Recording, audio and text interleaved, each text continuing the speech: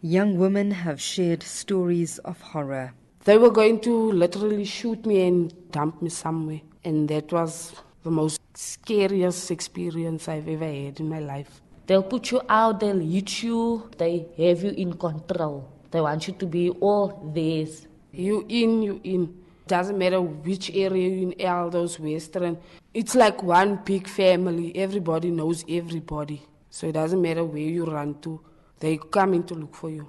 For this teenager, known only as Lee, it was no different. She experienced the inner world of the drug trade firsthand.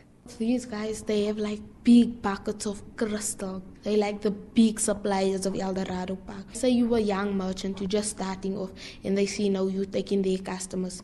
They'll come to you, they point you with a gun, and they'll take off all your drugs, and they actually rule the underworld. It's different at night, so different. It's the underworld.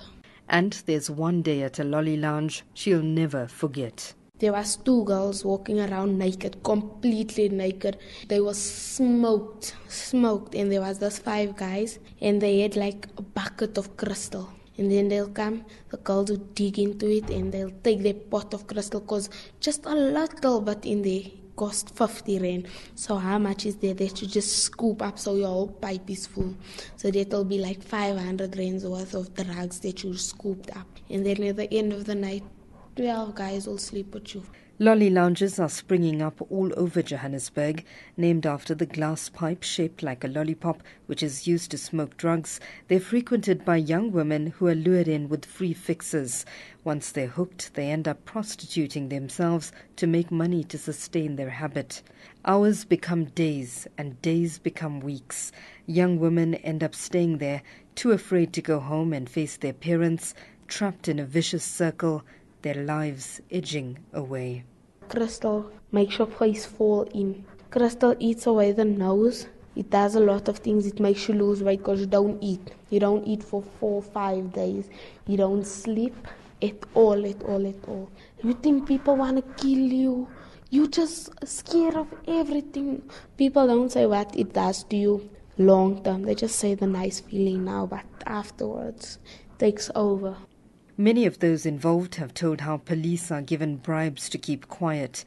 Ironically, Gauteng police have not responded to our queries for comment, and one communications officer even denied knowledge of the existence of any lolly lounge, despite various anti-drug protests in his area. Campaigners like Cheryl Pillay are doing their best to make a difference. We've been marching and also going extension to extension, delivering letters to these homes, asking the guys to please stop what they are doing. We're not going to let it go. We are more determined than ever.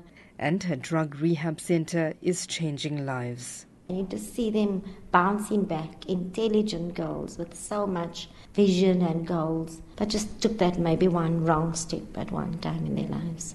Former drug lord Faisal Karim is also doing his bit. I'm no more that thin and asphalt like a druggie. You know, the children that we've got in rehab, they're doing so well, so well. And, you know, I'm proud to go there and see the changes in them. You know, the parents are so proud. They couldn't thank me enough. But, you know, the thing shouldn't go to me. This is something that I'm doing because I was instrumental in getting people hooked on this thing. So I need to clean up where I dirtied.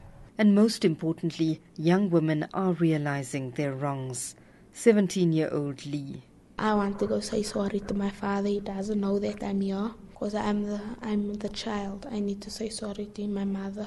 She must now live like a queen. If I come out, I'm going to give her just the best for everything that I've put her through. Because people said I'm gonna be the reason my mother dies. I'm gonna kill my mother. People is gonna now see that I'm different. Kim Jacobs. My father would beg me, please stop this. It's not for you. I didn't bring you up in that type of a way. You come out of a good home. My mother would cry and beg me, please don't do this. And I would just tell her, stop crying, I'm not dead. Cry when I'm dead. When I smoke myself to death, I used to always say that. Only now I realize how painful those words are. Cassandra Solomons. Never, ever, ever again. That I made a promise and a covenant to God. I will never. I want to focus now on my baby that's on the way and just making my mother proud. Even if it's going to be, I must be 30 and I'm doing my matric. I really want to now love my life like a proper young lady and respect my body. These young women have bravely decided to close the door on their past and take the long, difficult journey to rebuild themselves. But every day, so many other young girls are still out there battling with personal issues, turning to drugs to provide temporary relief. Many go in whole and come out broken. The battle against the drug trade continues, and those at the forefront are hoping more warriors join in. Melanie Moses, SABC News, Johannesburg.